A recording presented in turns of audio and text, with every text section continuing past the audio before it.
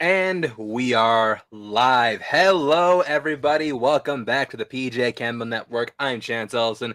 Next to me, that direction, my co-host Mike Deacon. And welcome back to our first live episode of Left Side, Strong Side, where Mike and I are going to be coming up, breaking down all the action of the football season. Why? Because football is king. Now, before we get into week one, which there's a lot to get into in week one, so much. Before we do anything, first of all, I do want to acknowledge right now we do have our StreamYard link. Sorry, not StreamYard. Our Streamlabs link. That, so we'll be going to Streamlabs if you want to donate to us. Throw us a buck. You want to ask about football, movies, anything else, we will answer it. Go ahead. Got that link right there. And one other thing we wanted to acknowledge, the producer of this show, owner of this channel, PJ Campbell.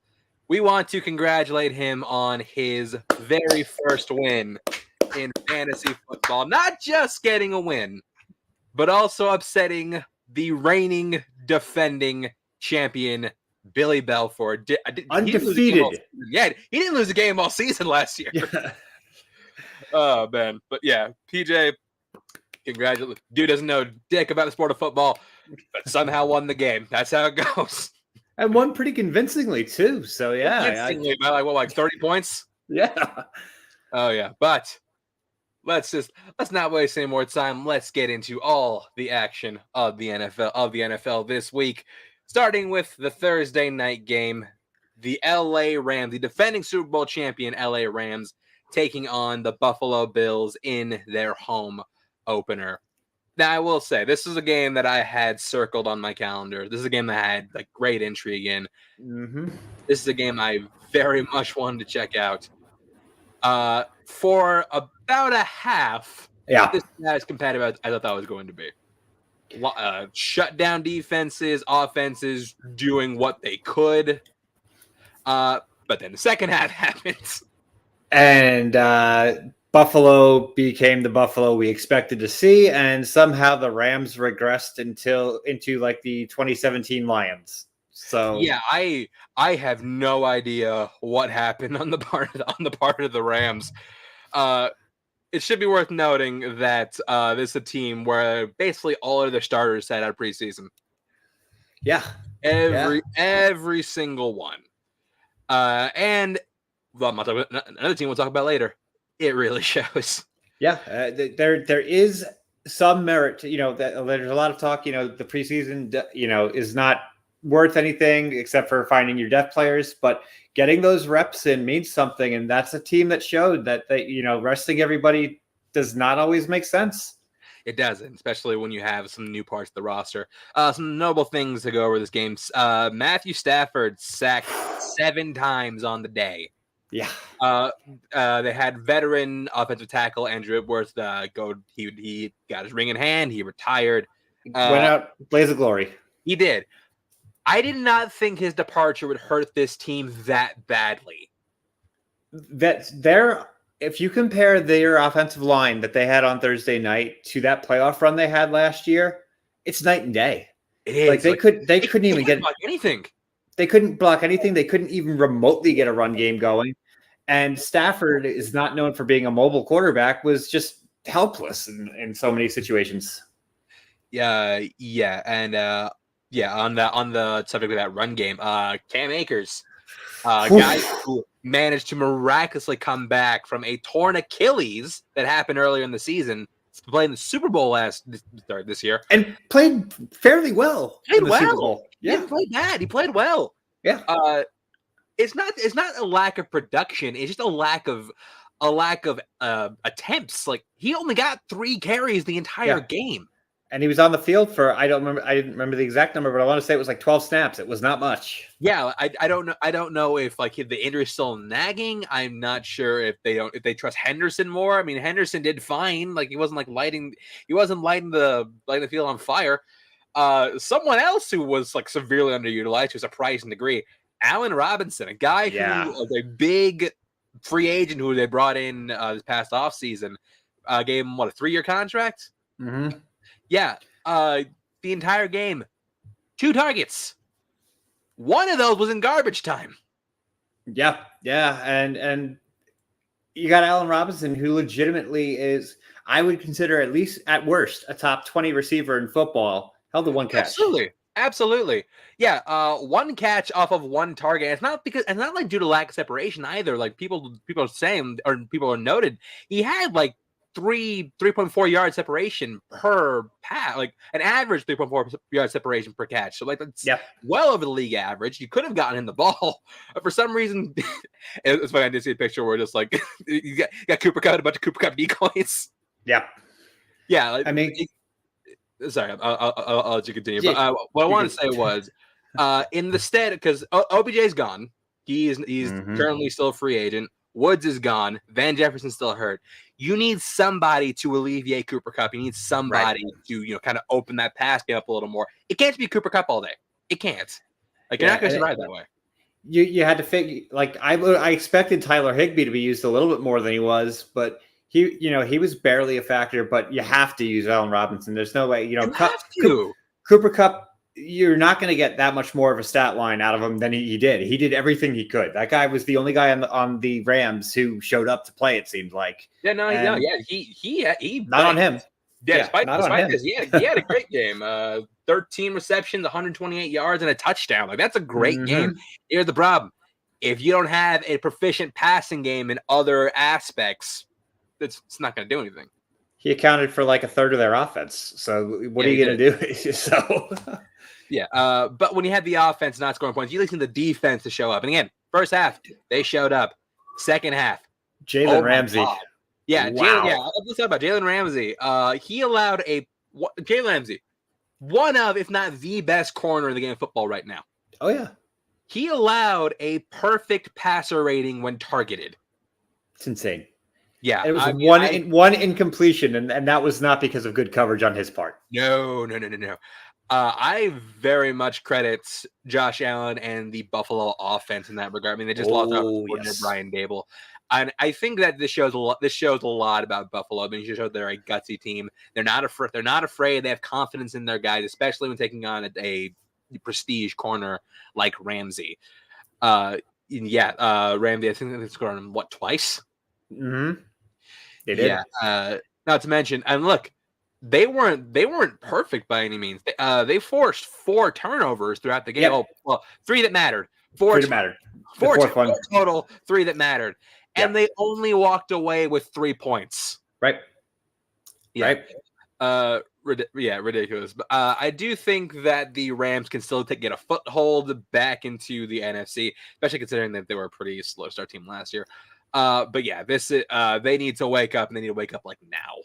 Well, they got the perfect bounce back game this upcoming week against the Falcons, and we'll get into that later. But before we get off from that, there were high expectations for the Bills coming in, and just about everybody I know has them ranked number 1. If anything, they exceeded the expectations. That defensive line looks beastly. I don't know who's going to stop them. And Josh Allen was doing anything he needed to do. If he needed to make a dump pass, he could do that. If he needed to rush for 10 yards, he could do that. If he needed to bomb it down the field, he's the total package right now. I don't know how you stop this team at the moment. I mean, the only thing that they could arguably do is maybe shore up their running games, because it can't be Josh Allen all day.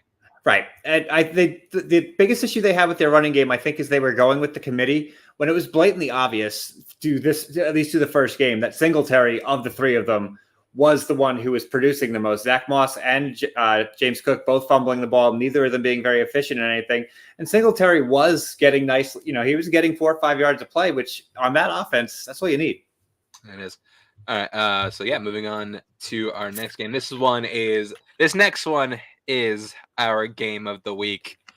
This is the Steelers versus the Bengals. It's a game that left all of us saying one thing. What is happening here? Yeah. To say that this game was interesting is an understatement. Yeah. You had the Bengals, who were heavily favored coming into this game. They just won the AFC last year versus the Steelers, a team that last year offense pretty anemic. That's mostly due to having an aging quarterback with a noodle arm trying to hawk the ball out. This year, starting Mitch Trubisky, Right. At QB, a slightly rebuilt O-line. A lot of people including you and PLD, thought the Bengals were going to take this handily. Yeah. But I'm a believer. I am a believer. The biggest like surprise to me in this is not a surprise, but Mitch did what he needed to do, and that was not screw up. This was not his game to win. It was basically don't lose this. Yeah, everyone's waiting for the giant Mitch Trubisky blunder that just never came. Right. Someone who did blunders and blundered big. Oh, yeah. The QB of the opposing team, Joe Burrow. Ugly game. Yeah, Joe Burrow added up for 5 turnovers on the day. 4 of them being interceptions, and 4 of them being very avoidable interceptions. The one to Watt was so bad. Yeah, it really was. The one to Watt, I think his first pass attempt was a pick six to Minkah Fitzpatrick, which I'll bring it up right now. Minkah Fitzpatrick. Looking damn good. Now, normally a team that gave up the ball 5 times would be losing by double-digit points, but because the Steelers have an extremely anemic offense, seriously, the line is terrible. The line is still very bad. Draft an O-lineman in every round of the draft next year. But I digress. Yeah. The Bengals still managed to keep this within 3. Not within 3. They managed to keep it within 1 score. Going into the final minute of the game, they were driving. A untimely penalty from Minkah Fitzpatrick, which was a bullshit penalty. I think that was ridiculous. Gave them that position to score on the 1-yard line. Not on the 1 yard, but score with 1 second left on the clock. So, okay, everyone watched this was just like, okay, so Kick Fearson's going to come in, kick the extra point, and the game's going to be over. That's what we thought. Yeah. Not at all what happened. You see, Cincinnati had a long snapper injury, so they were now relying on their 3rd-string tight end to hike the ball to their placeholder. And that was, to call it a disaster, is being polite. Yeah, because of the slow snap, Minkah Fitzpatrick, again, had himself a game, was able to break through and block the extra point. So we went into overtime. And then they proved it again with one of the worst snaps and one of the worst holds I've ever seen. Yeah, Steelers got the ball first, couldn't do anything with it. But the Bengals got the ball back. They drove down. They had it around the 20-ish. And again, McPherson, one of the better kickers in the league. Okay, he's gonna drill this, and he's gonna drill this, and he's gonna win the game. No. Not the same thing, but not the same thing, but a very similar blunder happens. Bad snap, bad hold, kick goes wide left. If you watch the slow-mo on that, like he kicked the laces. Like he did legitimately kick the laces. Like everybody, Ace Ventura, laces out. The bar I was at, everybody was Ace Ventura quote for flying when that happened. So yeah. So yes, laces out. Turns out Ray Finkel maybe he had a point. You ain't kidding there. Pittsburgh gets the ball back. They get back into range. Yeah, Boswell, another guy, one of the best kickers in the league right now, just signed a massive extension with the Steelers. 53-yard attempt. It's no gimme, but he's got the leg to do it. It's up, and he doinks. Not just going for doinks. Hard. Like, you heard it audibly. Yeah, no, he hit that goalpost so hard you thought it owed him money. Mm-hmm. Like, it was bad. So like everybody watching the game was just like, what is going on? What is happening? Myself included. I feel like I aged like 10 years in just that one game. Naturally, if it's your team in a game like that, of course you do. And then so Cincinnati gets the ball back, stalls with 15 seconds left, and instead of going for it to win the game, punts. Well, it's not just that. It's the fact what's what happened like on the play prior. Yeah. Burrow got strip sacked. Again, which let's just remind you, this is a guy who got sacked a total of 70 times last season. You want to see some what Joe Burrow was dealing with yesterday? Right, and nobody's blocking. They put tons of assets into fixing what was an awful group last year, and guess what? They're still off. Not look good. He got strip sacked. Samaje Perine, the backup running back, picked it up, ran to like the 37. But he couldn't. Here's the thing. I never knew that rule. I never knew that rule Never either. heard of that rule until Sunday. Yep. Yeah, apparently the only the guy who dropped the ball can recover it for positive yardage. So Right. they're now out of field goal range. They have to punt it. Now I'm sitting there. I'm just like, you know what? Just take the tie. I don't care. Just take the tie. Don't lose. Take the tie. Yeah. Mm-hmm. But thanks to a well-timed offsides, the Steelers got a free play. Were able to get into field goal range, and Chris came through. Boswell drills it for the game winner. Steelers win. An instant classic. One of the best Week 1 games I've ever seen. 100%. In all the years I watched football. I ain't never seen no shit like this Week 1. And the crazy thing was, simultaneously, there was another overtime going on that nobody was paying attention. And nobody was paying attention to that. We'll get to that one later. But I think MVP of this game easily Minkah Fitzpatrick. Yeah, I think 14 tackles, a pick for a touchdown, the block PAT. The dude played out of his mind. Yeah, absolutely. Better news for Pittsburgh. Key mainstays of the offense, Najee Harris and TJ Watt. Najee Harris with foot injury. He's going to ankle sprain. Going to be out for about maybe 2-3 weeks. That's okay. The big concern he might even play this week. They said Najee could play. TJ's the bigger TJ Watt concern. was the big concern.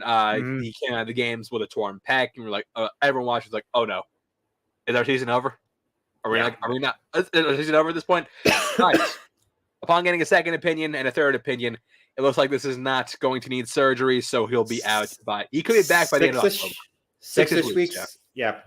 So that's a sigh of relief for you guys right there. Oh my God! Yeah, all three of us last week predicted him for Defensive Player of the Year, and there's a reason for that. So yeah, he's built tough. He's built tough. So yes, Pittsburgh won, and I'll say it once again. What did I tell you? What did I tell you? Going to happen.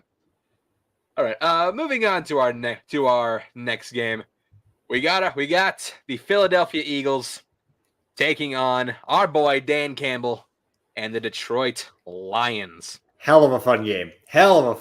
Surprisingly, one of the most interesting things about this game that I realized, the game ended with a score of 38-35, in favor of the Eagles. No passing TDs from the Eagles all day. All the touchdowns came either on the ground or defensive picks by James Bradbury. Yep. And AJ Brown was running wild too, just couldn't find the end zone. Yeah, no, he was. This was a pretty. And speaking of AJ Brown had a great game.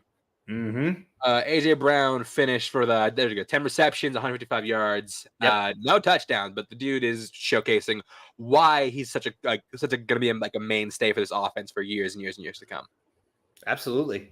And the two of them, they had the connection to previously, going to school together, and this is something that the rest of the NFC East has to worry about, because I think the two of them together is absolutely legit. And finally, I think this might be a case of that. Hurts finally has somebody he has faith in and is throwing it, with confidence towards him, where his thirst to him, if you watch him compared to his tape last year, I don't recall him ever looking that confident. No, I don't think so either. Let's talk about Jalen Hurts for a little bit. Guy finished on the day 18 for 32 for 243 yards. But also, like, something that the rushing yards account for Jalen Hurts is like the fact that he can run. Yeah, he's in that same breed as like Lamar Jackson, where like he's a good thrower, but like he's also as equally great a runner. Almost 100 yards on the ground for Hurts on the day. Some fantasy leagues, you were looking at potential bonuses for him for both passing and rushing. How often do you see that? That's. Yeah, it's ridiculous. Again, for someone who has a lot of questions surrounding him, whether or not he's the guy, I feel like if he's producing like this, you can't discount him. You can't discount him. I feel like he very well could be the guy for Philly going forward. We'll have to see how he continues to develop throughout the season. But someone's got to step up. Is that Eagles defense? Yeah. At one point, the Eagles were up by 17. But here's the thing about the Detroit Lions. They have something they haven't had in a very long time. They have resolve. Yep. Yeah. They do. Hey, they may be lacking ability, but they would run through walls for Dan Campbell. And they're going to play the full 60. And I think that's going to be they might be down 20 in the fourth, and they're still going to be coming full speed ahead. Yeah, someone else had a great game yesterday for the Lions. DeAndre Swift. DeAndre Swift was tearing it up on Sunday. Finished the day with 15 carries for 144 yards. It's an incredible average. And he also caught the ball. I forget the exact number. Didn't he have like 7 or 8 catches? He did, yeah.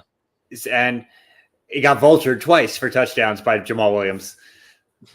So just imagine how big his day would have been if Williams wasn't there. But DeAndre Swift is, if he was on a better team, somebody who I think this year would be in the conversation for Offensive Player of the Year with the way he's playing with the dual threat. He's one of the best weapons in football right now. And, the team, everybody who watched Hard Knocks knows they were all about grit, and DeAndre Swift personifies a lot of that grit. They may have lost, but there's a lot of cause for optimism for Detroit Lions football. Absolutely. I'm excited to see where they go forward. Where they go going forward. Moving on to our next game. The 49ers versus the Bears. A game that I think all three of us, even PLD, who was a Bears fan, chose the Niners to win. So this game, though, has to be taken with a humongous grain of salt with the way that weather was. Well, I mean, first of all, we now understand why the Bears wanted to get the hell out of Soldier Field. Yeah. Oh, my Lord. That just the pregame, like watching on the pregame, seeing them taking like the giant squeegees out to clean the field off. Scrubbing the field. Oh, my Lord. That was a ridiculous scene. Not since Monsoon Bowl at Heinz Field have I seen like such atrocious conditions.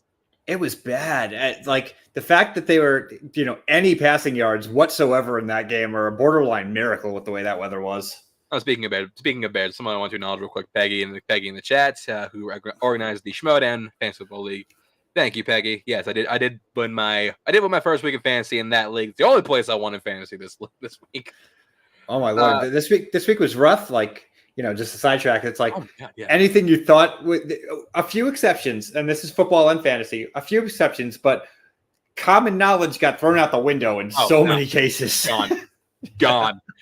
But going back to the game, the weather conditions were absolutely awful, which is going to be a hindrance for any kind of passing attack. Right. This shows with Trey Lance, a guy who was drafted. Keep in mind, San Fran traded 3 first-round picks to draft him at third over. Was it 2 or 3 first round picks? It was 2 picks for third overall, if I remember correctly. That's right. They gave up their first that year and the first for the next year. Trade up to get this guy third overall. Numbers aren't great. Numbers are not great. 13 for 28 for 164 yards and 1 pick. Yeah. Running yards, I mean, he did decent. 13 carries, 54 yards. The offense the offense for San Francisco couldn't do anything. They could do nothing on the day. Yeah, they like, how can you? And this game has to be just kind of like almost like an asterisk game when it comes to where these teams are going, because you just go to survive that game. And the Niners didn't even survive the game. Elijah Mitchell's out for 8 weeks. Someone who was severely underutilized yesterday, someone who is thought to be going to be a big cornerstone of the offense this year, Deebo Samuel, a guy who had a breakout season last year. They didn't give him anything.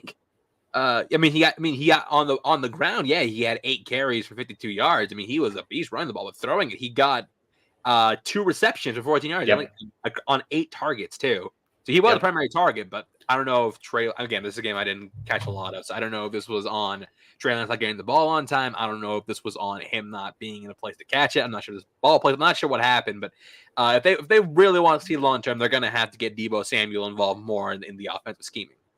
We'll see. Like this coming week, the 49ers they have a home game against the Seahawks. I'm just going to kind of like push this game aside, because there's just so many factors that happen in this game that I don't think this game is proper to judge them at all. No, but I do think it's ironic that first of all, the Bears brought in some of the funniest stats I've seen this week. First of which, they had more. First of all, they had more punts than passing yards in the first half of the game. In the first half, yep. Secondly, there was a part of the game where one of the Bears players went to like dry off the field, and he got a penalty for it. It was the greatest penalty I've ever seen. I'm just like, you got to penalize this man for drying the field. Yeah, he's helping the grounds crew, you know. Oh man. Yeah, I just thought that was absolutely. I thought that was hilarious. Something else I thought that was hilarious. Hey, the more things change, the more things stay the same. Shanahan, 10 points. He was up by 10 at one point, but in classic Shanahan fashion, he proceeded to blow the lead. Yep, absolutely. This man can never be up by 10. Every time up by 10, he blows the game. The Niners are going to be a very, very interesting team to watch because they are their range of what they can do. I was right. So it was 3 first to trade it for Trey. Oh, shit. 3. Yeah.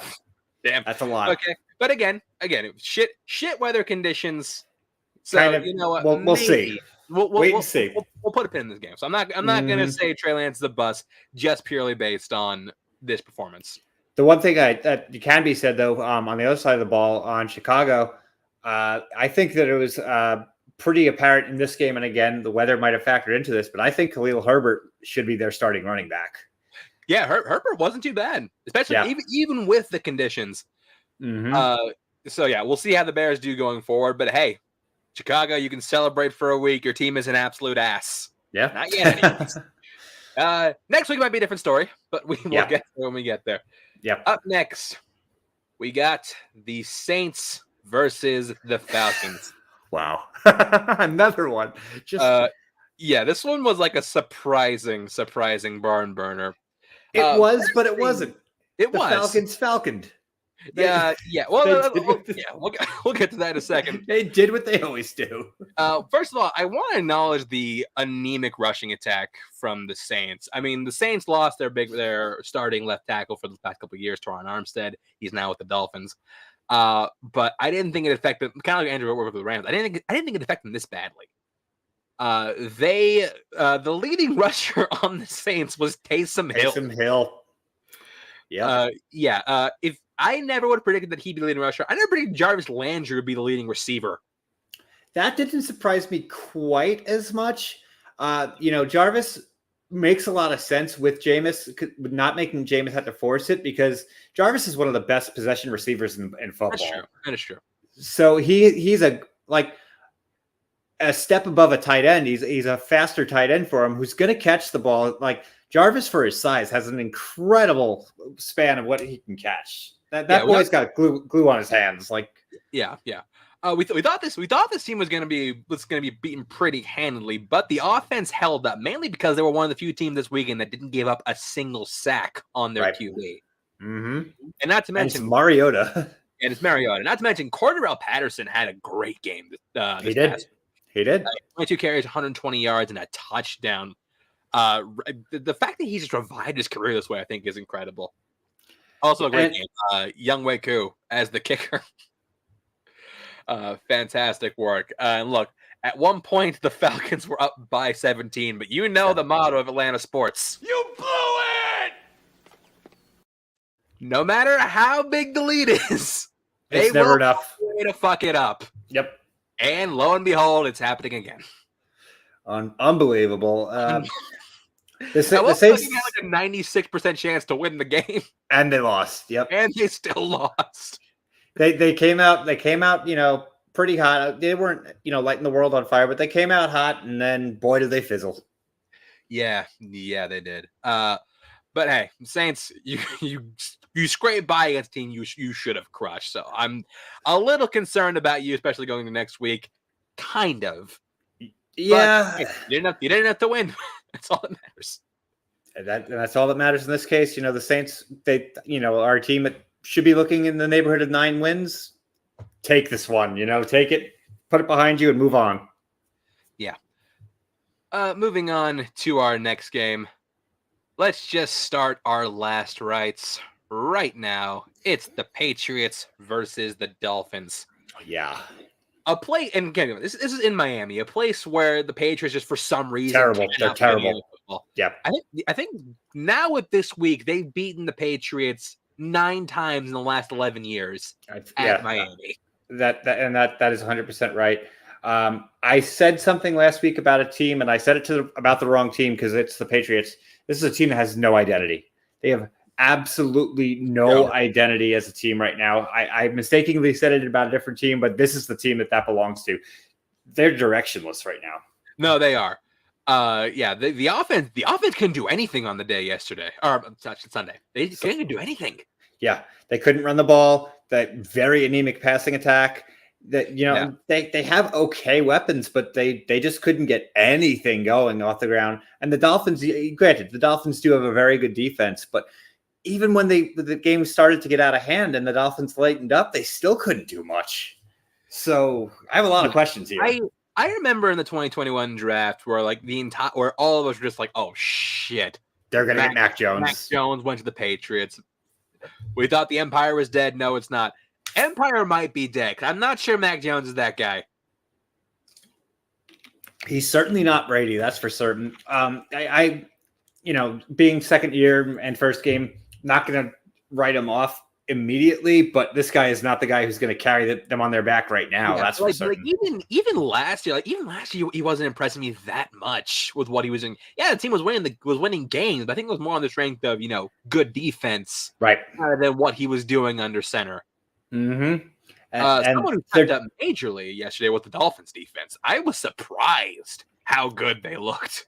Well, they're a team that through the draft and a handful of trades really did very quietly build up like a B+ A- defense under the radar.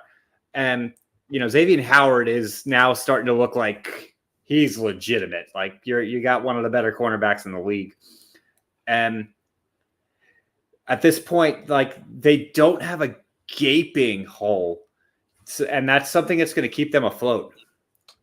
What's surprising for the Dolphins offense, which I thought was going to be one of the more high-powered groups of the NFL season this year, only scored one offensive touchdown. Yeah, and that was actually, if you watch the touchdown, Waddle broke 2 terrible tackles to get it. That play should not have been a touchdown. It was just poor defense that got that touchdown. Again, too, is the question mark because he didn't use Tyreek down the hill a lot. Tyreek had a ton of catches and stuff, but none of them were for very big plays.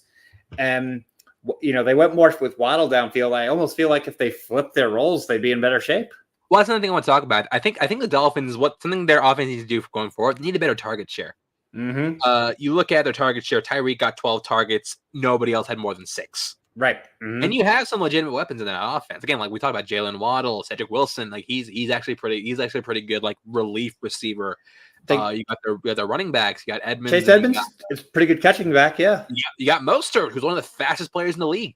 Mm-hmm. I think if this offense wants to see going forward, they need to get a greater increase of target share and get Tyreek on some more of those long bombs. They did that pretty well. I mean, Tyreek finished the day with a little under 100 yards.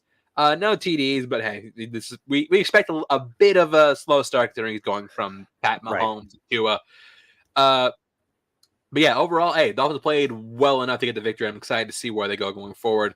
One more thing I want to talk about for this game, nothing to do with the actual game, but the fact that there was in a tailgate, there was a grill that exploded.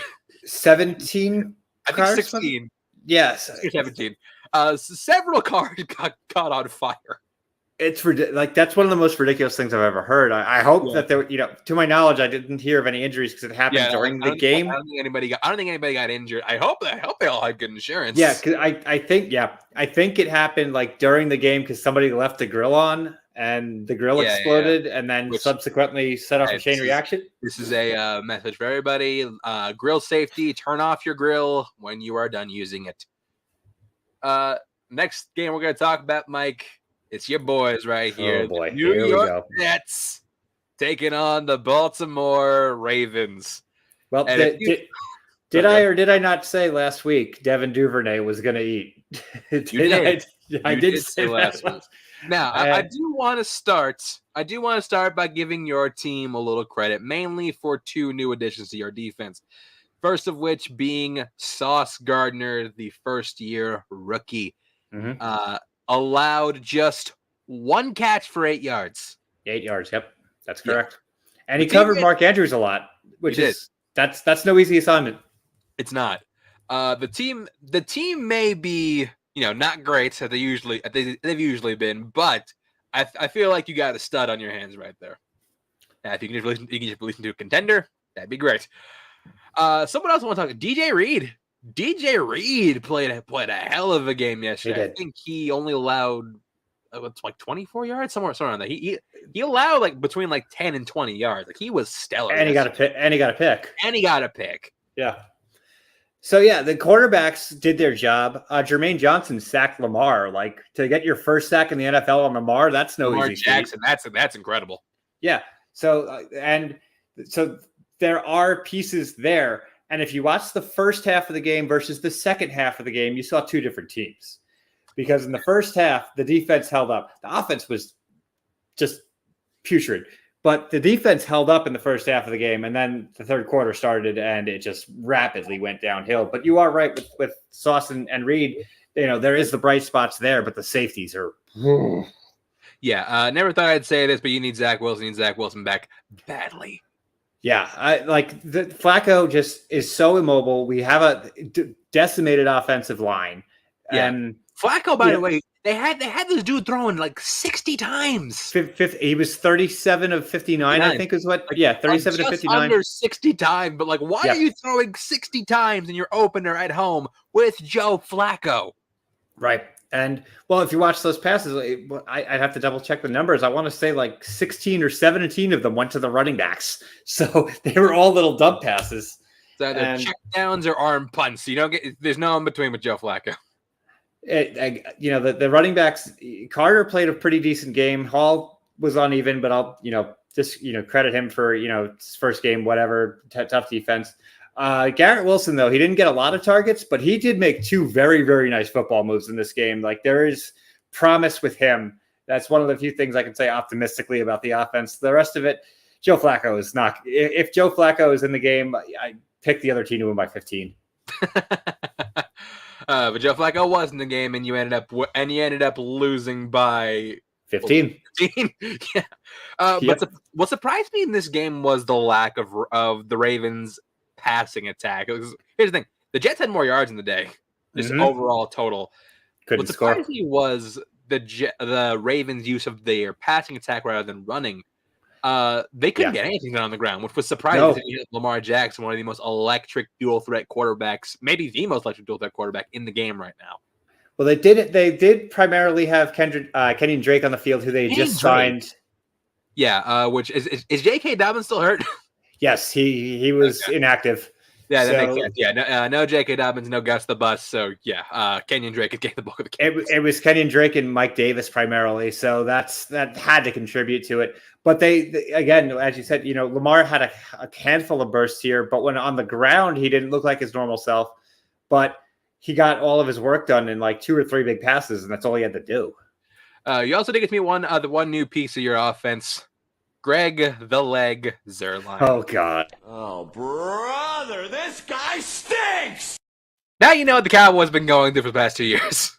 And the thing was, they gave up Eddie Pinheiro to they had the 2 of them there, and they kept Greg. I'm like, Pinheiro at least I would have taken him in a heartbeat over Pinheiro. I would have easily taken Eddie Pinheiro.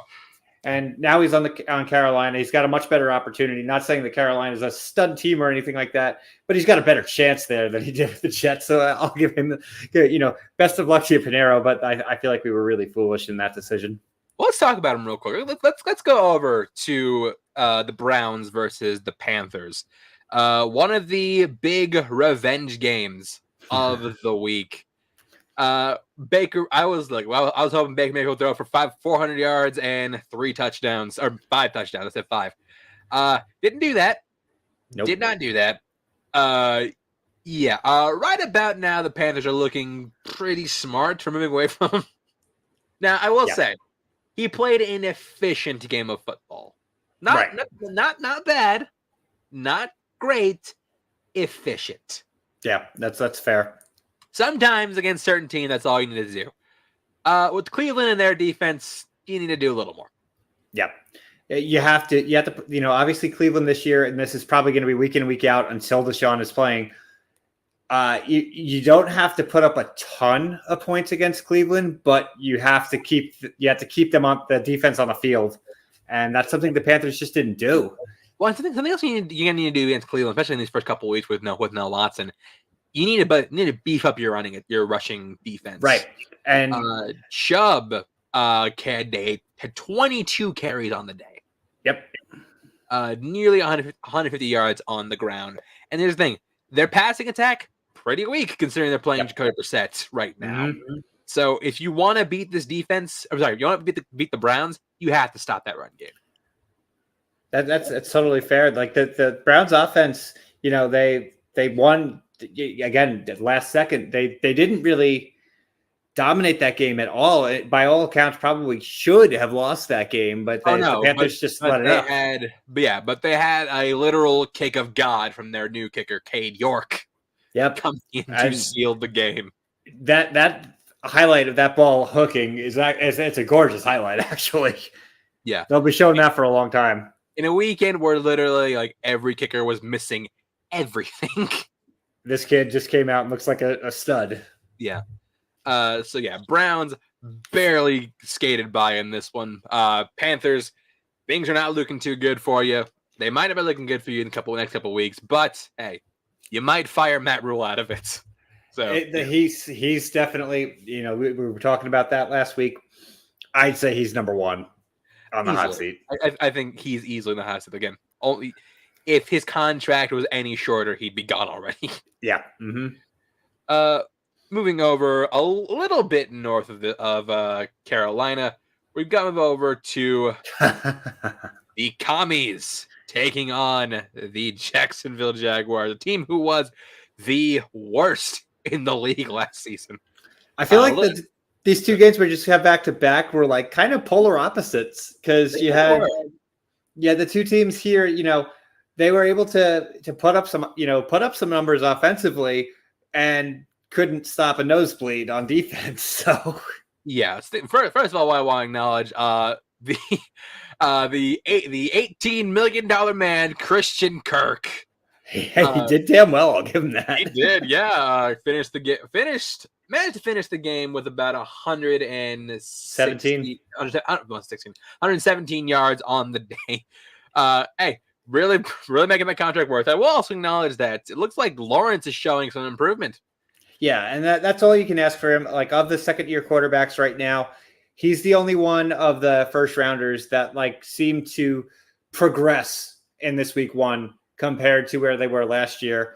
Obviously, Wilson didn't play, and Justin Fields gets a little bit of a bye because of the weather. But of the year two quarterbacks, of the first rounders, because we got Davis Mills as too, but he wasn't a first rounder. Of the first rounders, Trevor's the only one who I think has made a little bit of a improvement. So I do agree with you on that. The Jaguars are moving in the right direction. It might not be this season, but this game showed they're going to put up some fight.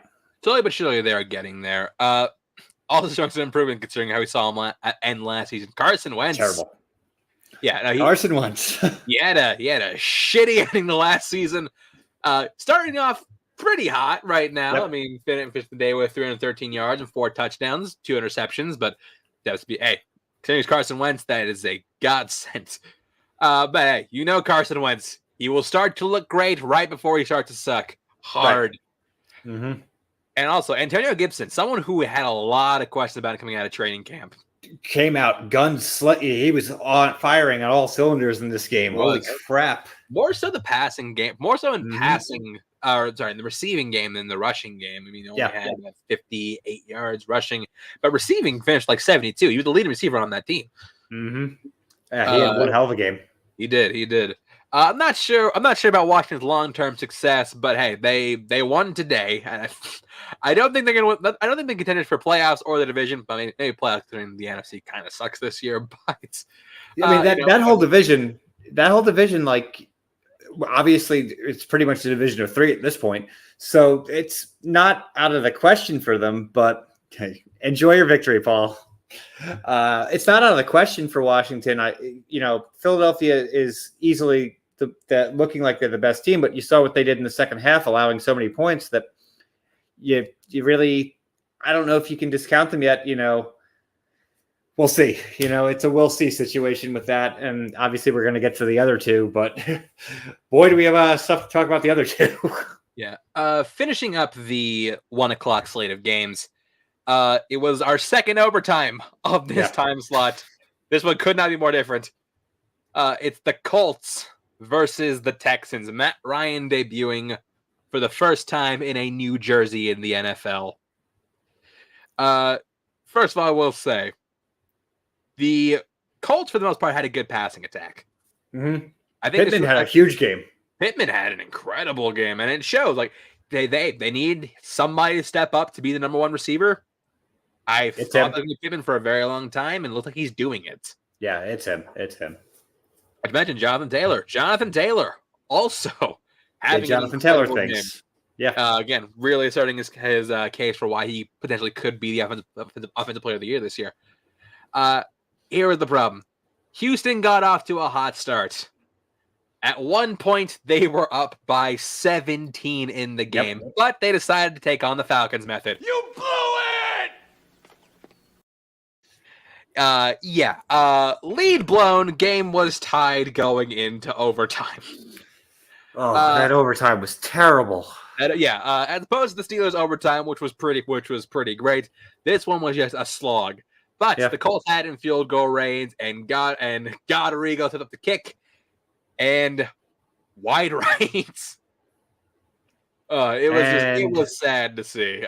So he missed the kick, and the game ended in a tie. But tying with the Texans basically losing.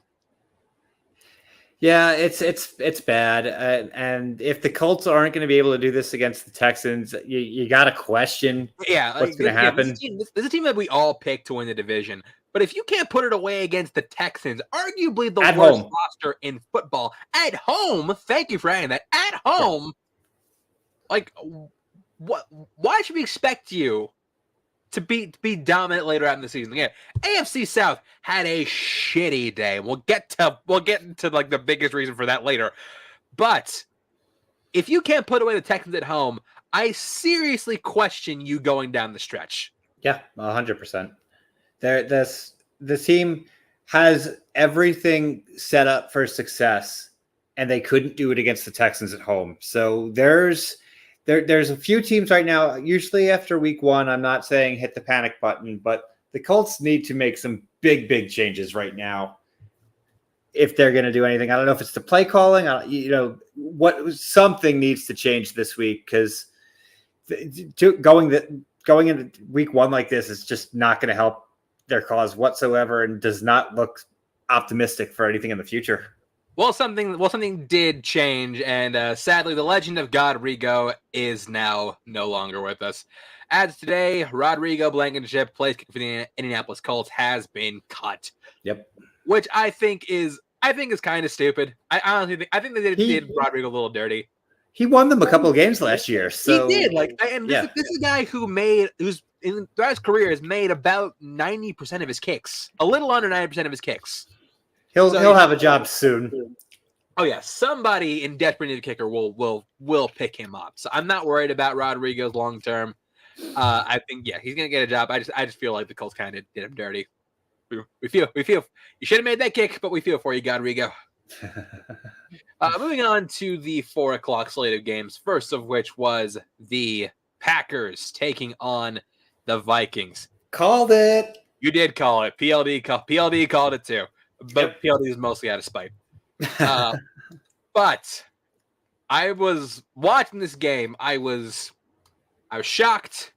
I was disgusted at what I witnessed that Sunday afternoon. The Packers, a team who has dominated the NFC North, team who was the number one seed, the NFC East, not the NFC, the NFC last year. Yep. A team who is a perennial Super Bowl favorite came out and looked like absolute ass. They looked like their roster reflects. Yeah. The offense couldn't do anything. There was the Rodgers had a bad day, and I'll say this: it's not entirely his fault. Right. The He's first play of the dealing with game. Yeah. The first pass. First pass of the game. Christian Watson, a guy who they traded up in the second round to draft, had a wide open pass going down the stretch. He catches this ball, 75-yard touchdown. Yeah, and we're having a very different conversation right now, I think. But he drops it. Mm-hmm. It's like you have to catch that football. Like Agreed. There's no excuse. You had it. After that drop pass, the Packers offense shut down completely. The point where Rodgers was benched in the fourth quarter to spare further pain. Yeah, and actually that was a smart move on their part. Again, like with this roster, there's been signs all off season that Rodgers has been very, very upset with the receiving core, and it definitely showed in this game. Their offense just could not get anything going. And you cannot discredit Minnesota's defense on this one because no, you can't. Like Minnesota, they look good. Clamped down in a way I haven't seen them do in a long time. Mm-hmm. But you also got to talk about how the Packers defense, a unit that was I think top 10 or top 5 last season, they couldn't cover anything. Nope. Like they're practicing this, like their zone scheme, I think was called social distancing. Their receivers were that open. Justin Jefferson ran a muck on the field. This kid is, 9 receptions for 184 yards, the most of any receiver in week 1. You can't leave a guy with that talent. Like no, you can't let him do that. And this kid is everything that was advertised in the preseason. Everything. He's looking like he is the number one receiver. I don't know why you're writing that much zone coverage. Go man, tighten up. You have Jair Alexander, one of the best corners in football. Why are you not putting on him every play? Glue him to him. Yeah, exactly. Glue him. Like that. Like watching the Packers defense was infuriating. The other day. I'm not just saying that because I haven't been fantasy. It was infuriating to watch as someone who loves the defensive side of it. I played defense my entire football career. As someone who has just grown up watching defense and just loving defense and knowing the intricacies of defense, watching that game was infuriating. Yeah, they've got a lot to work on. And I said this last week and I stick to it. It seems like every year for the past few years, they don't start hot. They have to get Rodgers into super pissed off mode, and then that's when they start winning. Much like that. Look, I'm not going to sound the panic button for Green Bay. Why? Because it's all last year. They got absolutely ass blasted by the Saints in their opener last year. And again, they were heavily favored. Huh? And again, they were heavily favored last year. They were heavily favored, and Rodgers still came back and won MVP. So I'm not going to sound the alarm, but yeah, they really need to tighten up that offense if they want to, even get a shot at getting Rodgers another ring, because he ain't going nowhere. No. And but after seeing this game, after going through this game, I bet I was thinking maybe I should have gone to the Broncos. Yeah. Well, we'll talk about them soon. I'll talk about that in a bit. Now, I got to bounce back between two very not interesting games yesterday, the other of which was the Chiefs going to Arizona to take on the Cardinals. And you know what? I just want to give a big applause to the Cardinals already being in midseason form. Pretty much. A staple Kingsbury led teams are they start hot and then they peter off in the second half of the season. Different strategy this year. They are starting looking god awful. Kyler Murray.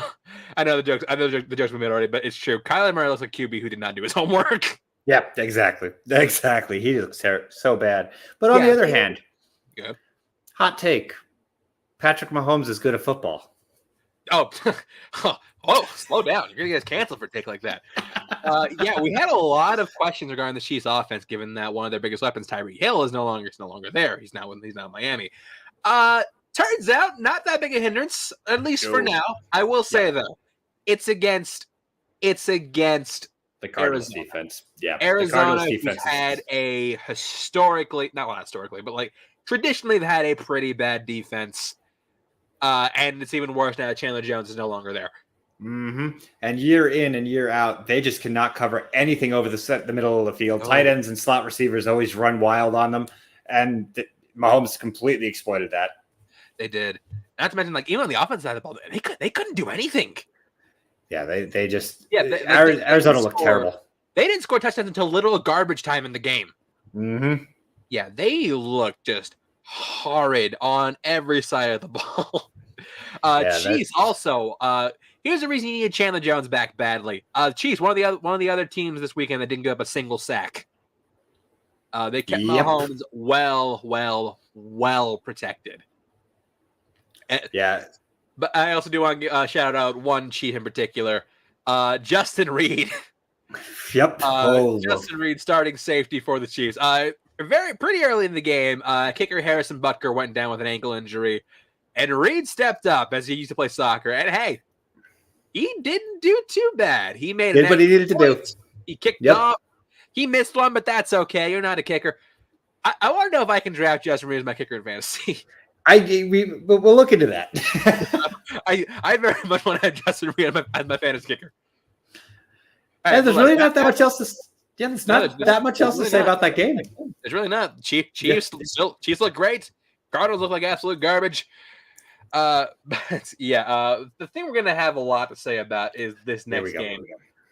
This game is declared by us as our upset of the week. Yeah. It was the Giants going into Nashville to take on the Tennessee Titans. How did this happen? I don't know how this happened. Okay, well, I do. I don't know how this happened, but I do at the same time. You see, the Titans had this game pretty well in hand. Yeah. Exposing a pretty weakened Giants defense with no Bradbury. They were able to go carte blanche on them. They were pretty carte blanche on the offense. They were up by 1 point. Let me just take a look at my notes here. I think they're up by 10-13 at one point. That's correct. Yeah. Yeah. But that was the first half. They were handling pretty well in the first half. And the second half happened. And I don't know. I guess the Titans decided, fuck it, we're going home. Yeah. We're going home. The Titans defense shut down. The Titans team shut down in a way I have not seen in a long time. And Saquon Barkley suddenly looks like a top 5 running back again. Yeah, the biggest story of this game is Saquon Barkley. Saquon Barkley, a guy who is a lot of questions surrounding him, a lot of questions surrounding his longevity. Is he really a top back anymore? He keeps having games like this. The answer is going to be a resounding yes. Barkley is putting up numbers I haven't seen him do in a very long time. Probably 3 or 4 years ago is the last time we really saw him do what he did yesterday. We haven't seen him at this level, but I thought my buddy's a Giants fan. It's amazing what happens when you give that dude an offensive line. Yeah, 100%. And they've used offensive line picks the past 2 drafts, and it's looking like it's paying. 2 of the past 3 drafts, it's looking like it's paying off. Thomas and Evan Neal. Able to open up these great holes for Saquon to run through. Finished with a little over 160 yards on the day and a touchdown. Mm-hmm. The defense is gonna wake up for Tennessee. They got a pick in the end zone. Okay, this is where it starts. And no, offense just couldn't do anything. The Titans might need to invest in an offensive line. Because Derrick Henry he's looking lost right now. Hilliard looked like the better back for half the game. He did. And that was a part of the receiving. That's all a part of the receiving game. He had 2 touchdowns through the air. Yeah. 2 touchdowns through the air. I feel like their next pick should go towards the offensive line, especially because they already have a quarterback in Malik Willis. Right. But yeah, they lost purely because the offense couldn't do anything, and the Giants' offense did. But they did have the ball going forward. Sorry, not going forward, but they did the ball going towards the end of the game. They were driving. They're trying to get into field goal range, try and win the game off a kick from Fat Randy. Went about as well as you'd expect. Yep. He shanks it. The Titans lose. Yep. Shocker. Absolute shocker. And yet, even though Rodrigo's been waived, Fat Randy still has a job. Yeah, that's kind of ridiculous. Like Tennessee is, boy, do they need to regroup this week. Let's just say that. They really do. That Honestly, whole division. if That whole I'm division. Tennessee, I'm letting go of Bullock and bringing on Rodrigo. I don't disagree with that. He's the better option at this point. I'm sure everybody here has probably seen the meme, but the AFC South, nobody won this week, Nobody and two of them played each other. Yeah, this might now be the worst division in football. There's an argument. They very well might have taken over the NFC East because at least the NFC East is showing signs of life, with one exception. We're getting there. Come on. Okay. But yeah, there's just a lot of bad football being played. Sadly, like the Jaguars are the only ones who showed like signs of promise out of the 4 teams. Which is saying a lot. But hey, it's just week 1. We'll see where this goes. Exactly. Forward. Moving on to the last of our slates. We had the Raiders and the Chargers. AFC West football, a division we had very good eyes on this year as being one of the best, if not the best in football. Yeah. First one I want to highlight is one Mr. Devontae Adams. Basically carrying that offense. Yeah, donning a New Jersey and basically carrying this offense. Even with an offense where Derek Carr threw 3 interceptions on the day, still managed to finish with 10 receptions for 141 yards. Yep. And that's sorry, go ahead, you first. Yeah, like Devontae Adams looks. Nothing's changed with him. He's just wearing a different uniform. He looks just as good as he did in Green Bay. However, I think Carr went a little bit too tunnel visioned on him. That's what I was about to say. I feel like the much like with Miami, target share in Las Vegas looking to be a problem. Yeah, because Hunter Renfrow and Darren Waller barely got looked at. And I don't think they got looked at like the second half. Mm-hmm. Not to mention, but like conversely, on the opposite side, the Chargers, great target share on that side. Big time. They spread the ball out quite a bit. Like Mike Williams only had 3 targets the whole game. Yeah, being bad for fantasy owners, but good for the long-term ambitions of that offense. The injury to Keenan Allen is going to be interesting to see, especially with what they have coming up this week. But Herbert did exactly what he needed to do. He looked every bit what he was advertised to be this year. Maybe they need to get the run game going a little bit more, but the Chargers played a very solid game. Yeah, I would argue they need to up the run game a little bit. But I will say the offensive line came to play. Again, I think they were the other one of the 3 teams that didn't get up a single sack on their quarterback. Yep. This team is going to do well. The Raiders have something they need to prove. I think the Chargers have established themselves. They've, over the years that, they came in kind of like Buffalo for a little bit different reason. They have the chip on their shoulder. And I think that they came out and made a pretty good statement in this game, because the Raiders are not a slouch team, and being a division game and everything, that the Chargers did pretty much everything they needed to do. And they're good. They're going to be a really good team this year. On the opposite end of the spectrum, though, as far as O-lines go, the Raiders O-line completely shut down the second half of the game. You couldn't block anything. I have questions about this run game going forward, period, based on I don't think Jacobs has much in the tank.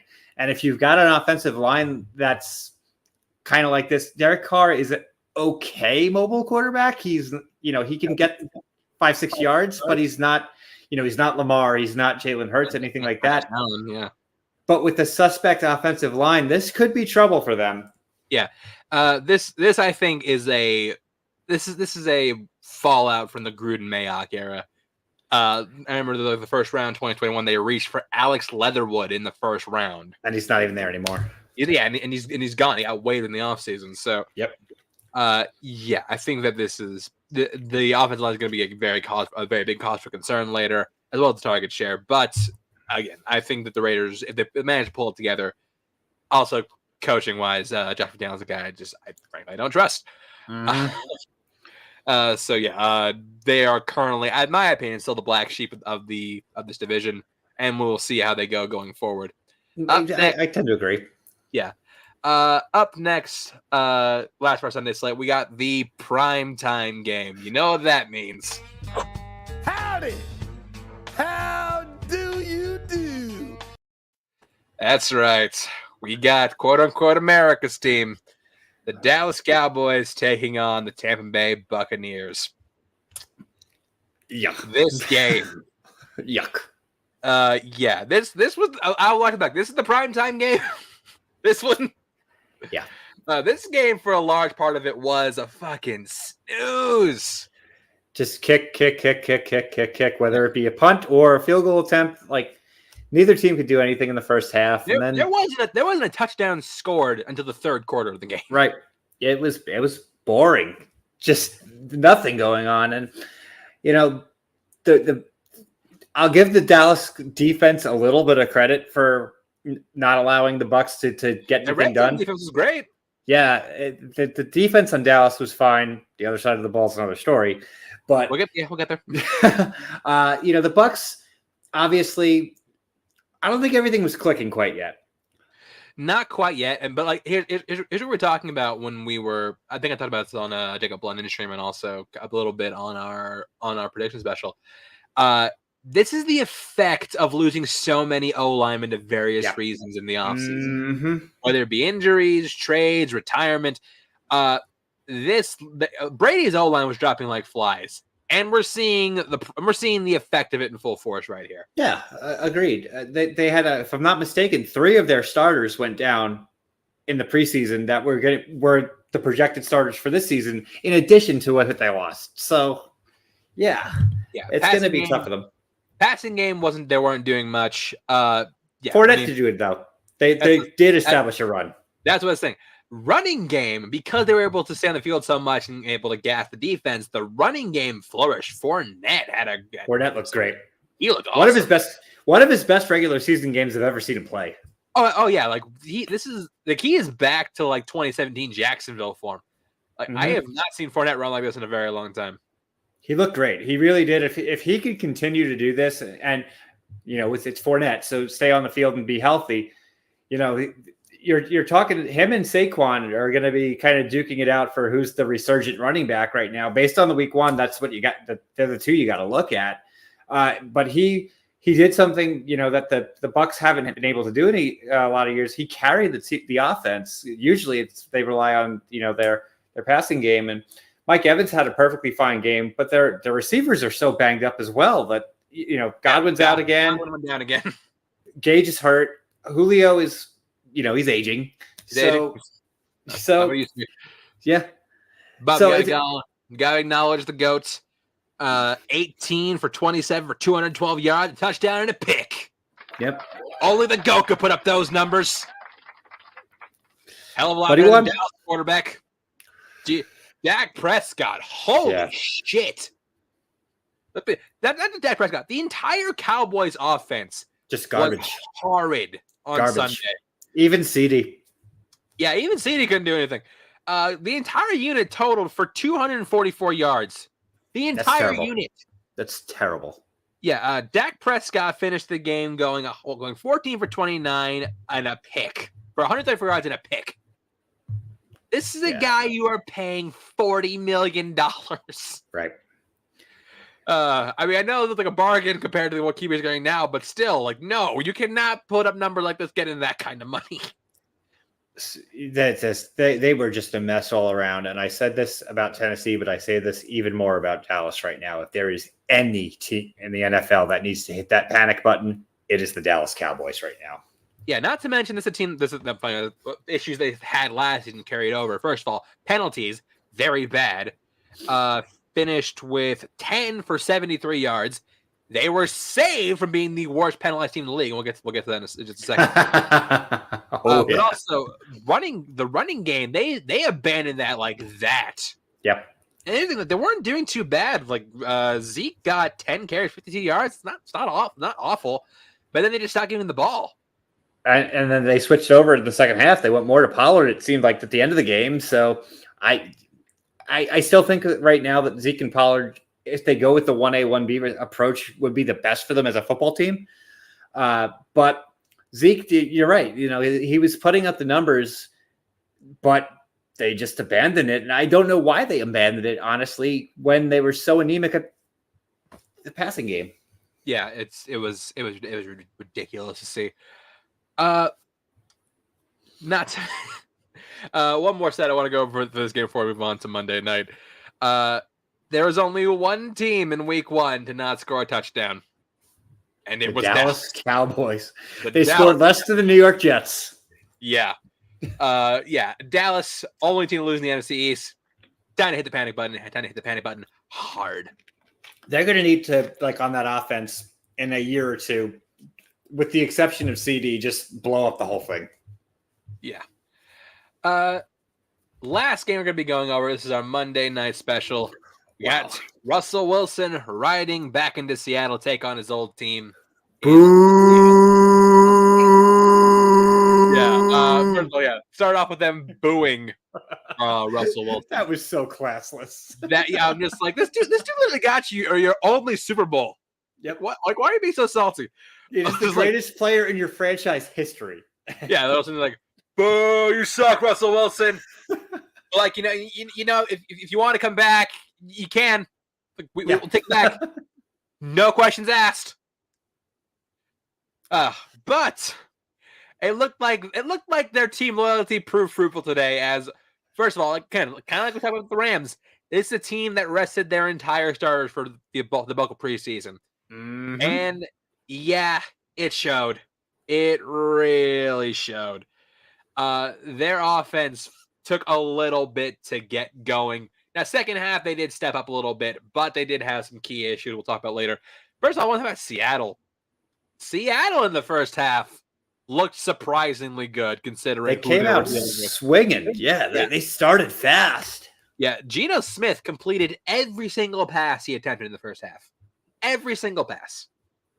Geno Smith, probably for the first half, he petered out a little as the game went on, but that was probably the best first half of professional football he's played. He hasn't looked that good since college. Absolutely. This is a guy who only generated about a little under 200 yards passing. Running, they couldn't really do anything. Receiving, their lead receiver was who the hell is Cody Parkinson? Right. who the hell is this? Why can't they cover him? Denver's defense looked sluggish in the beginning. I didn't realize they were dealing with a new DC. I think that was a mistake because Denver's defense has never been the problem. I would have kept the DC. They've been fought, even when the offense was terrible too. Like last year was not great. 2 years ago was terrible. They still had a good defense the whole time. You're 100% right on that. I know they lost Bond, but to go with a new DC. That was not the issue. Yeah. But here's the thing: the Broncos still had the game fairly in hand. The question is, how did the Broncos lose this game? Well, several key factors undid them. One, penalties. They were the most penalized team of the week this week.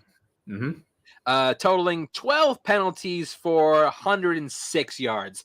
About half of those were pre-snap. Yep. That's not good. That brings into question your discipline. Yep. First and foremost. It seemed like a team, you said it already about the preseason, a team that just lacked preparation. They did. They did not seem prepared at all. Second thing that undid them, costly turnovers at bad times. On the 1 yard line. Yeah. Remember how in Super Bowl a couple years back we said, why didn't you hand the ball to Lynch on the 1 yard line? Well, Russell knew that. He decided to hand the ball off, and it was fumbled on the one, not once, but twice. And by two different running backs. Drives. And it was two different running backs. I'm just like, why would you get the ball to Gordon and give it to Javonte Williams? Next play, they get it to Javonte Williams. Like, are you kidding? It was honestly couldn't have written it as a comedy of errors better than that. Literally, the Mannings are both saying the exact. I was watching the Manning cast. I know Chance was as well, and why are you not giving it to Javonte Williams? They give it to him. he dropped it too. Okay. So yeah, Russell, the 1 yard line hates this man. Yeah, it's like a force field or something against him. He's almost better off guys, can we false start so I can go to the 6? Yeah, can we go with like the 2 or the 3? Can I go from the 10? Something. But the last thing that undid the Broncos was The last drive. Yeah, the last drive and the clock management of Nathaniel Hackett. Now let's break this down a little bit. The Broncos get the ball back with 4 minutes left. All they have to do is get into field goal range And game manage. Yeah, all they have 4 minutes. They have all 3 timeouts. All they have to do is get into field goal range, and they win the game. Simple as that. They're driving. They're letting clock run, which is smart to do because clock stops anyway. 2 minute. 4 minutes. Yeah. Here's where shit starts to get fucked. They're at their own 45. Russell Wilson passes Javonte Williams after a loss of yards. It's 3rd and 14. Russell passes Javonte Williams for 9 yards, so it's 4th and 5. It's back. 36. Now at this point, there's about a minute and change left in the game. Right. You think call a timeout, regroup. 4th and 5 is not. They still had 2 left at that. They had 2 timeouts left at that. They had all 3. No, that's right. That's right. They had 3. Yeah. So yeah, and 4th and 5, you have Russell Wilson. This is not like an impossible task for an elite quarterback. And he could run it too if he needs to. He can run it. So 5 yards is not like this unattainable thing. They could have easily done it. Here's where the genius of Hackett comes into play. Rather than call a timeout as soon as the ball is down, he lets the clock run down to 20 seconds. Yeah, the whole time I'm watching this I didn't realize the clock didn't stop. I didn't realize the clock was still running. I looked over and wait a minute, the clock's still running.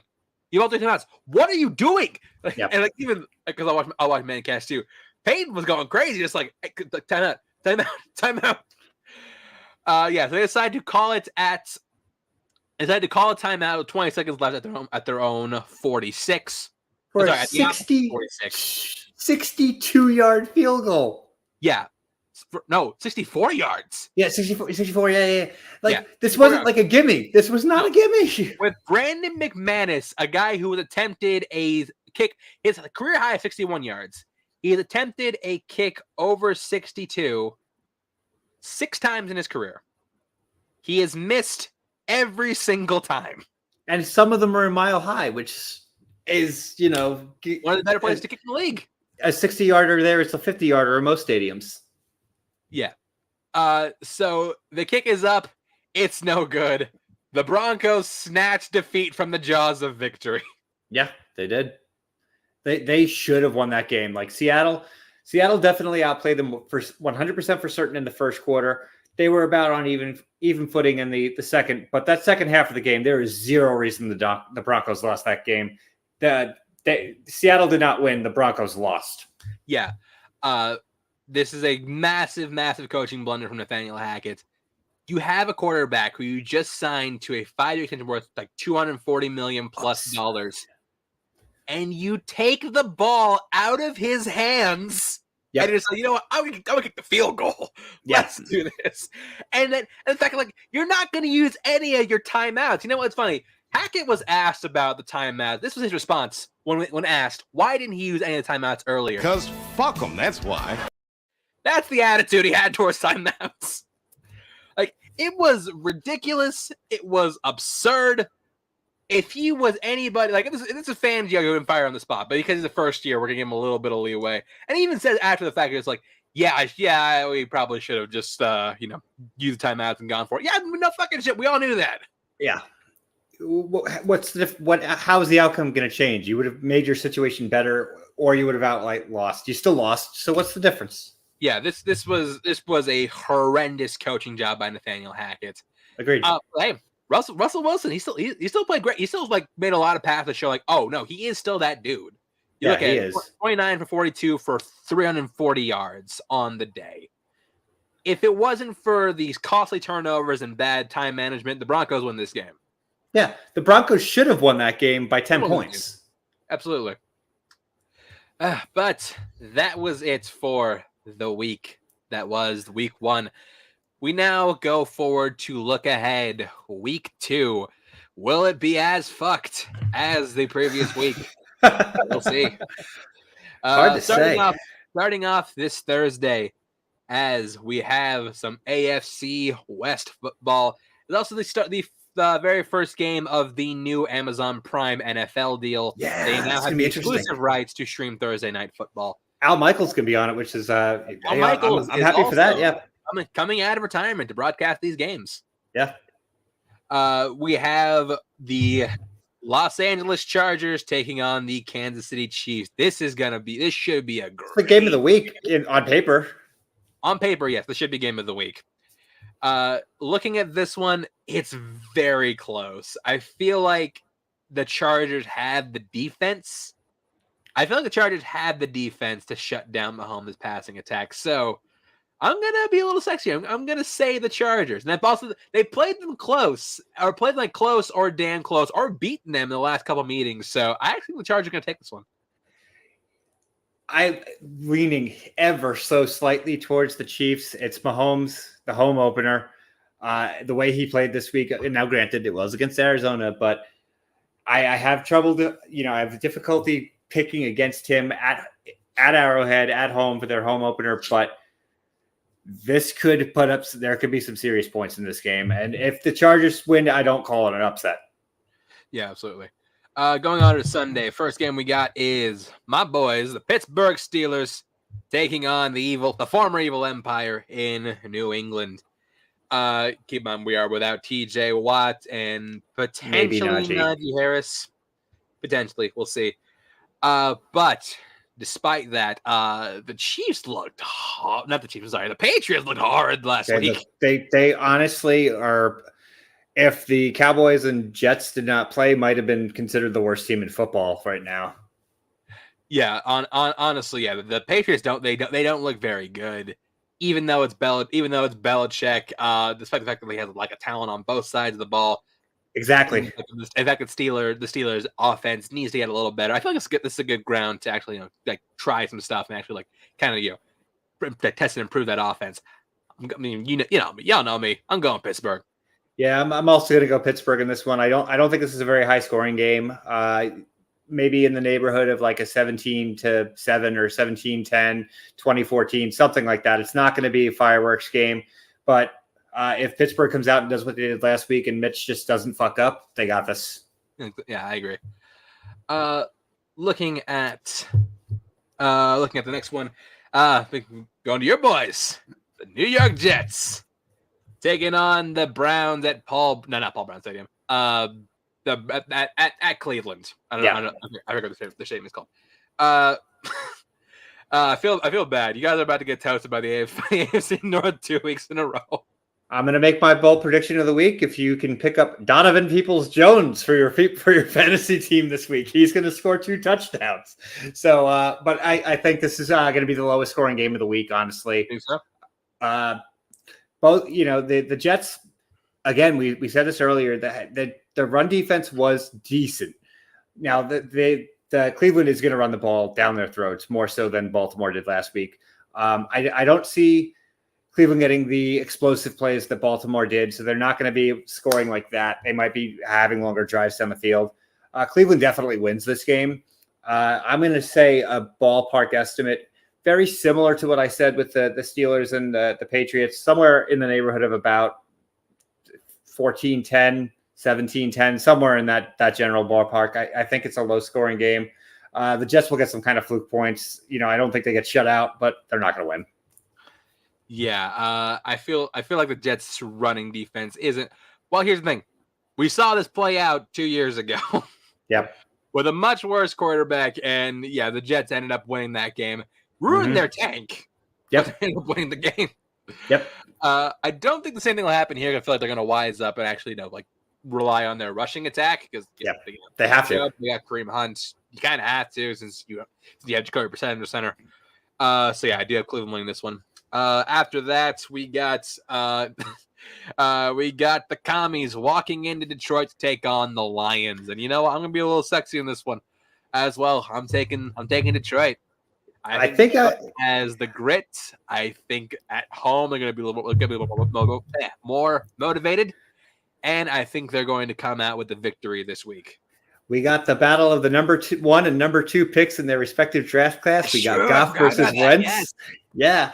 And two teams who have absolutely nothing to lose. They're going to be throwing wild plays, but on both sides of the ball. Well, Washington has a division lead to lose, so I'm not going to say they have nothing to lose. Yeah, but as a whole, like them coming out and trying to go firepower with firepower for Detroit, they can do that in this game. This could be the exact opposite of what I just said. This another one that's going to be a very high scoring game of the 1 o'clock games. Could be one of the higher scoring games. I do like Detroit to win in their home opener, though. Yeah, I do too. Up next, we got the Bucks going to New Orleans to take on the Saints. Now, logic dictates that Tampa Bay should take this. However, under the Tom Brady regime, they have never beat the Saints in the regular season. Isn't that crazy? That is all. For some reason, this is a team that can just never beat. Whether it's Breeze, Brady, whether it's Breeze, Jameis, Taysom Hill, doesn't matter. They somehow find ways to lose to the Saints. And I had it happen again here. I had the Saints winning this. I think Brady finally bucks the trend, and they do actually pull through on it. But this is another one that I'm kind of on the fence. Like I'm 55-45 thinking that, percent that the Bucks win. About a 24-20-ish kind of score in this one, I think. After that, we got the Carolina Panthers taking on the New York Football Giants at MetLife.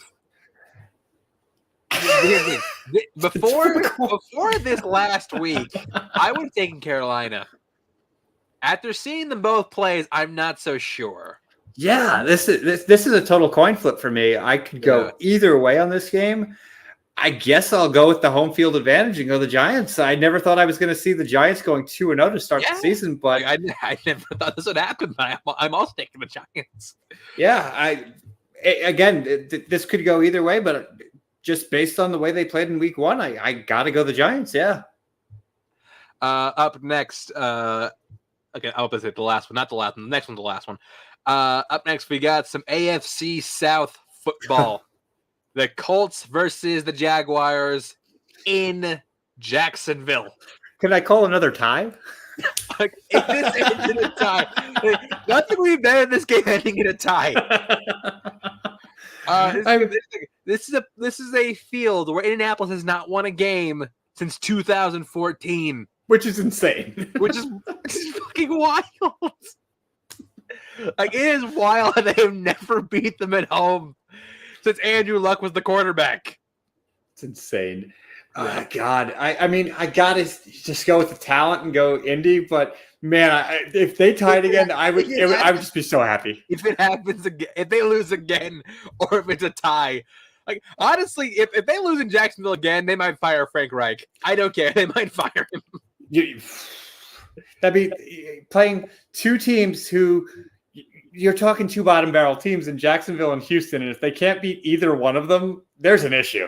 Yeah, if you can't, if you tie Houston and lose to Jacksonville, we have serious questions. Yeah.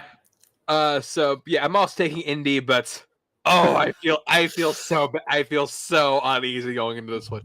Right. Last of the 1 o'clock slate, you have the Dolphins taking on the Ravens. This is a good game. Yeah, this one's gonna be very interesting. You have what should be a high-powered offense versus what's been a revamped defense. It's going to be interesting. I'm slightly leaning towards Baltimore. I think they had a better team. They had the hotter hand. They had a more experienced coach. So I think they'll have enough to take down Miami. They're two very similarly designed teams right now. I think obviously, Miami has the better wide receivers, but the Baltimore, I trust Lamar more than I trust Tua. They have very comparable defenses. When you're leaving the ball in those two hands, I'm going to pick Lamar, so I go Baltimore. Yeah, I would agree. Look, the Rams caught it bad last week against the Buffalo Bills, but they have a great person. They have a great team to bounce back against because they are playing the Falcons. And it's going to be a bounce back game. I can't see this one being very close. I'd be very surprised that the Falcons are not going to be able to put even remotely the pass rush on that the Bills did. Stafford will have time. I think they are going to force feed the ball to Allen Robinson a little bit, and they're also going to establish a run game. Yeah, McVay said he didn't want to get Akers Robinson more established in the offense, which is great, which you do need to do for your long term if you do want to run it back. And yeah, I can't see this game being remotely close. If it's remotely close, then we have a lot of questions surrounding the Rams. It's a 2-score win for the Rams, I think.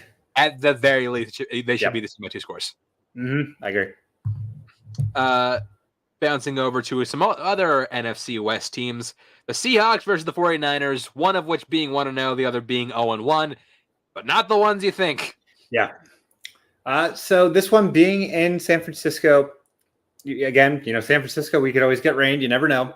But I think this is a game that San Francisco has to come out with the chip on their shoulder. Seattle is coming in riding high, and that might be to their detriment. It's a little bit shorter of a week for them, but San Francisco has something to prove in this game. They have to prove, hey, this loss to the Bears was not the team that we are. They need to identify themselves. I think they do that. I think that, and again, Seattle came out flying last night, but lost momentum as the game went on.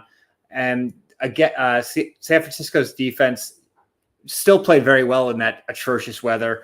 I think San Francisco's defense does better than Denver's did. It's a home game for them. I got the Niners. Yeah, I would agree. I feel like this is going to be much like with the Rams with Atlanta. I think this is going to be a big bounce back game for the Niners. It's also going to be a big test for Trey Lance. He's got to prove himself. He's already starting in a hole. He's got to start digging himself out of it somehow. So Seattle, Good luck. Yep. Someone else needs to bounce back. The Cincinnati Bengals, as they are going to take on the Dallas Cowboys. They bounce back.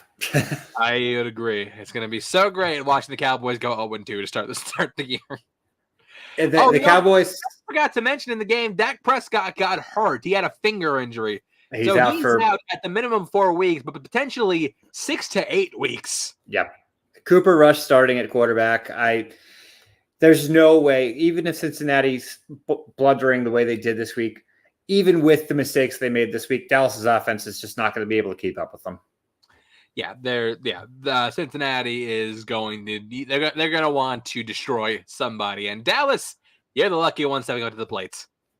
Yeah, that should be a fairly one-sided game as well. I got Cincinnati winning that one big. Yeah, a lot of bounce-back games coming out this week because up next we got the Texans taking on the Broncos. And much like with the Rams, where they lost to not the Rams, or the Bengals, I should say, losing to a team that they probably should have beat. I feel like the Broncos are going to straight up violate the Texans. Yeah, I concur on this one. The game is in Denver. They have something to prove. They easy win for Denver here. I don't see this going any other way.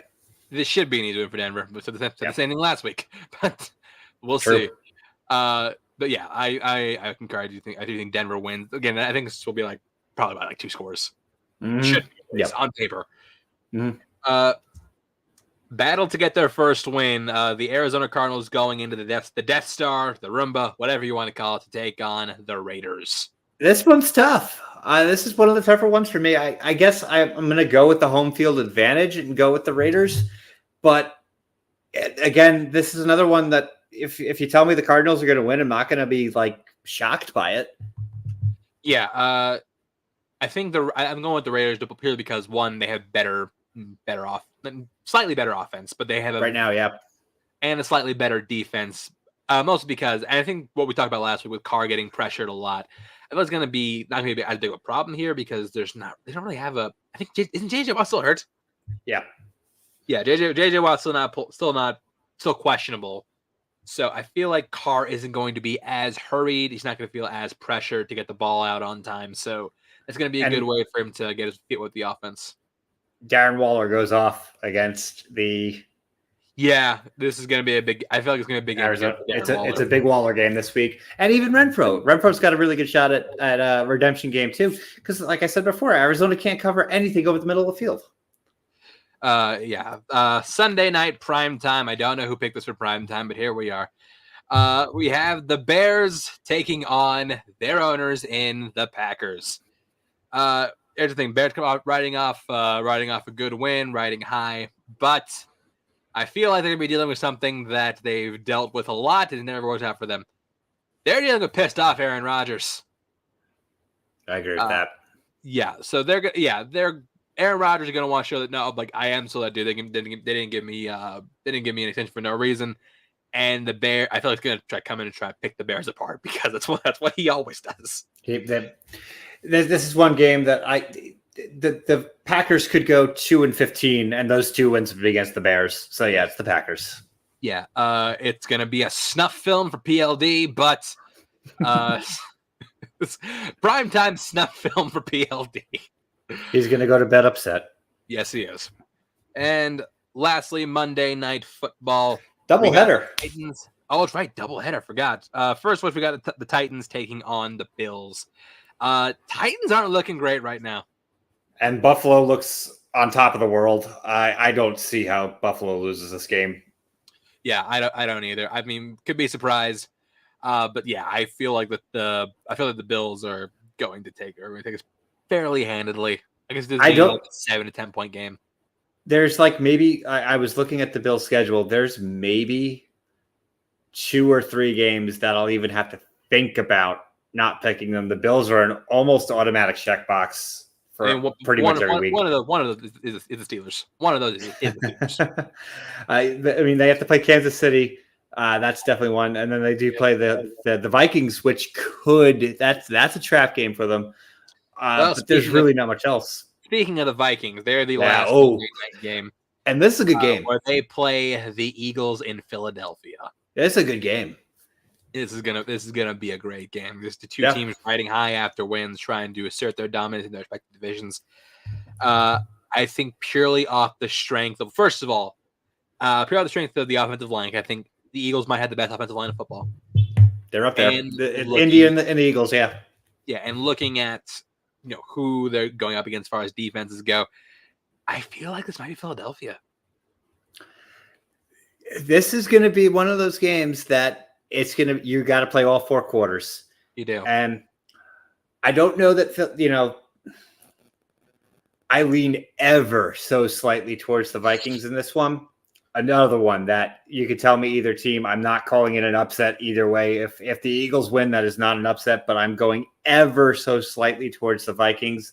I think that if they can get Galvin running, the Eagles got ran on all day on Sunday. They did. So they're gonna have to beef up that front 7, and they're going to have to use. They had two really good corners. They have Darius Slay and they have James Bradbury. Put them both on them. Somebody's got to lock up Justin Jefferson. Yeah, 100%. You cannot let him have carte blanche over the field. Okay, he's an X factor, but I do think Dalvin Cook is going to have a very big game in this, and maybe even Madison on the spelling. And so I think if Minnesota establishes the run game early, they win the game. Yeah, so we'll see how that turns out. But that is it for our prediction segment. That brings us to the end of the show. Mike, you want to plug anything before we head out? Sure. You can catch me tomorrow night on the What the Show podcast. We're going to be celebrating the M's tomorrow. So we're going to be celebrating Moonfall hitting HBO Max, Morbius hitting Netflix, our Mortal Kombat apology videos, and martial arts in Cobra Kai Season 5. Yeah, you can find me Twitter, Instagram, @ChanceWars_91. Check my podcast and Toys by Chance, my show, the show I do with my buddy Russell Howell, where we talk all things movies, television, news, sports, all that good stuff. We're in the middle of Directember for Wilder week. We had some delays, but we're starting this week. And up next on this channel, trying to pull up the right here, PJ and I will be back going live to talk all sorts of things like D23, House of the Dragon, Cobra Kai, our most anticipated Marvel MCU projects of Phase 5, as well as our most anticipated movies for the rest of the year. That's coming up tomorrow at noon PST. But that's going to do it for us here. Thank you for listening, and we will see you next week, Tuesday.